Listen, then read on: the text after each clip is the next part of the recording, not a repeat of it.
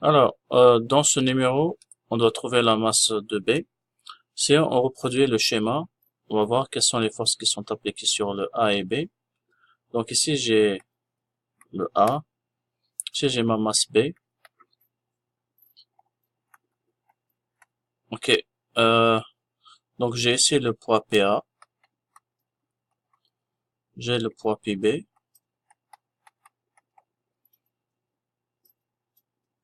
Ici, on a une poulie.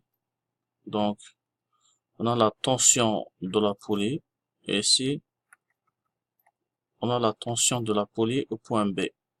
Ok. On a toujours la réaction du support sur le corps B. Donc ça, on va appeler ça RB. Et on va appeler ça RA. Donc, ma formule, donc on va appeler ça MA pour la masse A et MB pour la masse B. Donc, ma formule me dit que la somme des forces est égale à la masse totale par l'accélération. La somme des forces, ben, il doit y avoir PA plus RA plus TA plus un autre TB pour la tension ici. C'est TA, c'est TB. En fait, quand il s'agit d'une poulie et que TA est égal à TB, mais on va voir comment on va les éliminer après. Donc ici, plus PB, plus RB, tout ça doit être égal à la masse totale, c'est-à-dire la masse totale, ça va être MA plus MB fois l'accélération. Okay. C'est ça ce que dit la deuxième formule, la deuxième loi de Newton. Maintenant, on est un peu perdu parce qu'il y a plusieurs forces. On va essayer donc de placer nos repères. Euh, oui, j'efface ici. Ou peut-être que je prends directement. Ok. Si on place nos repères par rapport, je vais mettre par partie ici. Euh, donc ici pour le A,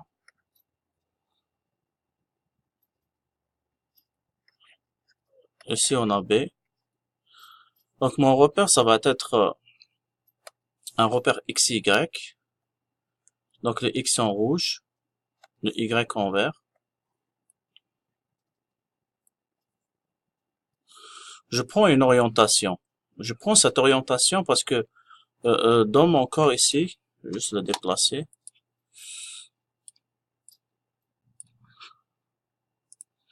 À un certain moment, je dois choisir une orientation. Est-ce que mon corps, est-ce que c'est le B qui va se déplacer vers la droite ou c'est le A qui va se déplacer ici vers ma gauche?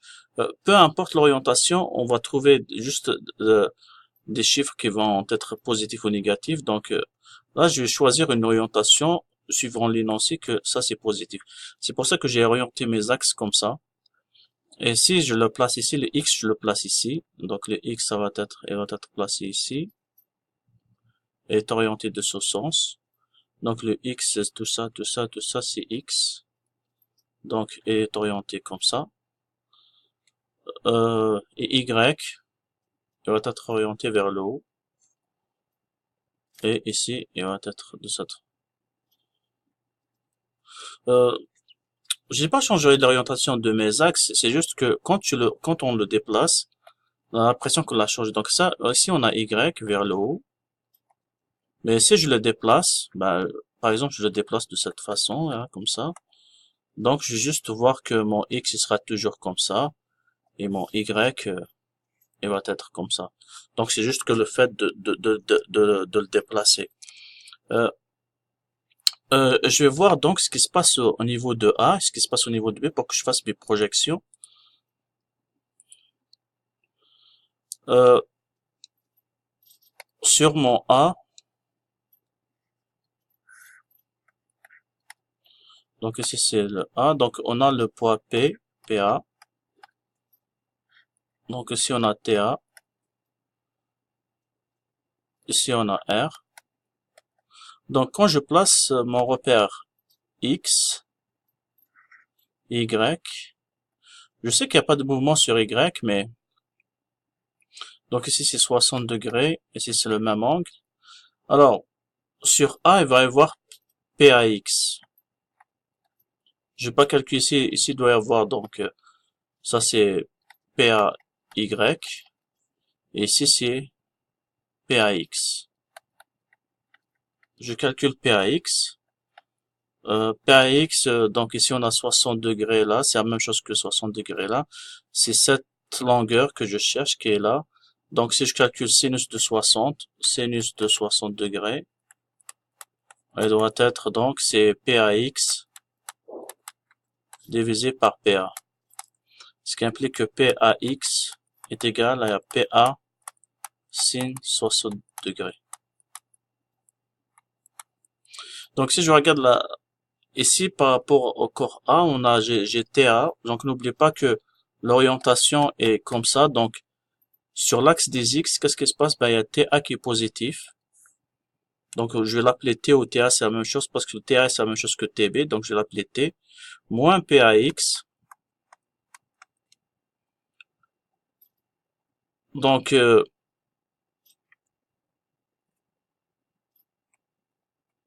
ici, c'est ce que j'ai trouvé sur le corps A. Donc, j'ai T moins PAX.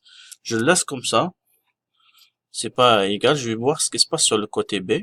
Peut-être que je vais mettre euh, sur le côté ici. Ouais, je vais juste le dessiner ici, de l'autre côté. C'est la même chose pour le côté B. J'ai j'ai B. Donc, j'ai mon axe X là. Et j'ai mon axe Y. Pardon, il n'est pas en rouge. Il est en vert.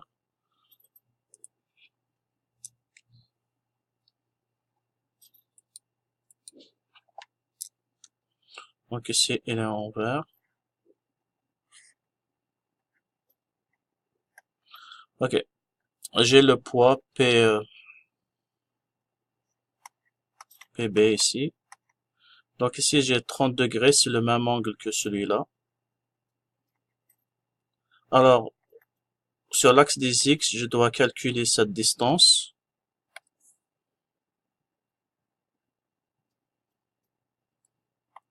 qui est la même que celle-là, parce que c'est PBX. Or, 30 degrés, ça va être, si je calcule le sinus de 30 degrés, donc ici, je l'écris quelque part, sinus de 30 degrés est égal à PBX divisé par PB. Donc, ce qui implique que PBX est égal à PB moins, pardon, fois, il n'y a pas le moins ici, c'est PB fois sin 30 degrés. Bref, qu'est-ce que j'ai fait maintenant? Si je regarde quelles sont les forces qui sont sur... euh, je vais juste effacer tout ça et voir qu'est-ce que j'ai fait. Qu'est-ce que j'ai fait, c'est que j'ai mon schéma ici. J'ai calculé qu'est-ce qui se passe sur l'axe des X. Tout ça, c'est l'axe des X. On va le schématiser comme ça. Ben, j'ai trouvé que sur l'axe des X, parce que le mouvement, en fait, se fait sur l'axe des X, il y a pas, je mets X, Y parce que dans certains problèmes, ils peuvent vous demander de calculer la réaction du support, ils peuvent vous demander de calculer, de trouver l'angle, ça dépend. Et toujours, c'est bien d'aller avec l'axe des X et Y. Donc, ici, j'ai trouvé que, ici, il y a PAX, ici, il y a T, ici, il y a un autre T. Donc, d'abord, ce T-là, il est positif parce que l'orientation est comme ça. Ce T-là est positif et celui-là est négatif, donc ça s'élimine directement. Je peux les effacer directement. Ça simplifie. Donc ici, en bas, il va rester, ici, ça va être PB, X. En gros, voilà les forces qui sont sur l'axe des X. Donc, Donc, juste ça, c'est la masse A, ça, c'est la masse B.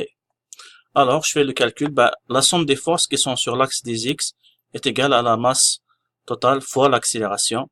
Et avec mes projections, donc, j'enlève l'écriture vectorielle, je vais écrire directement la projection. Ça va être donc, n'oubliez pas que l'orientation, c'est ça, c'est positif. Donc, PBX, il est positif, il est dans la même orientation. Donc, c'est PBX.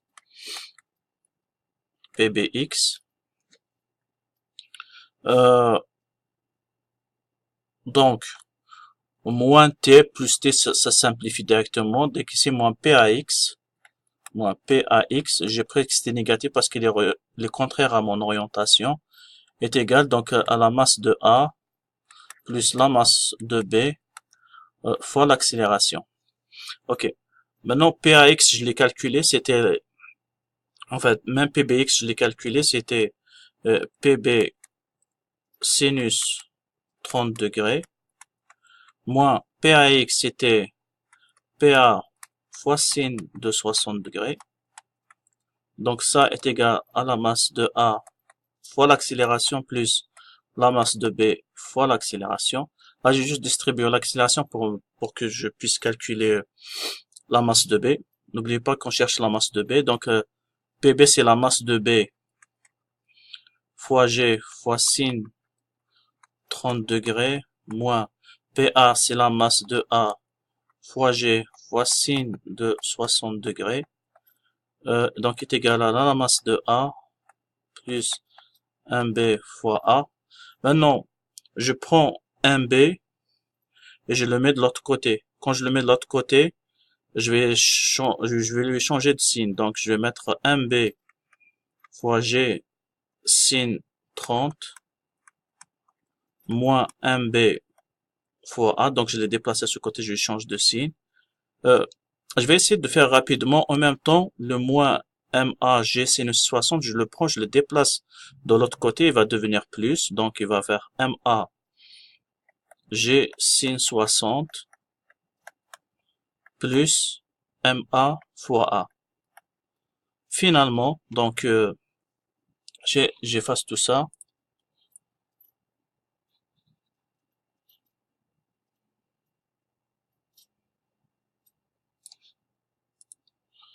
Finalement, donc, j'arrive à mon équation qui est en sorte que ici, le 1B, je peux sortir comme facteur commun. Ça va faire que 1B, donc il va rester G sinus 30 degrés moins l'accélération A est égal, donc MA G sin 60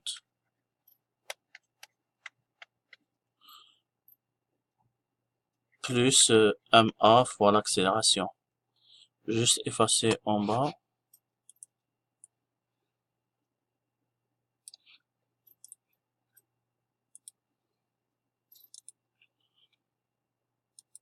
Donc, j'arrive finalement que ma MB est égal, donc,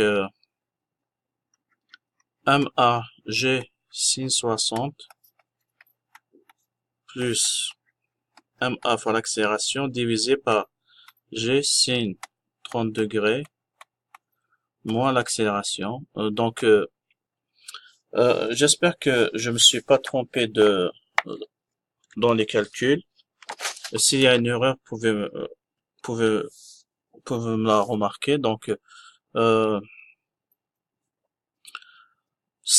sinus 60 degrés, on rappelle ici que sinus de 60 degrés, c'est 0,8866 et que sinus de 30 degrés, c'est 0,5.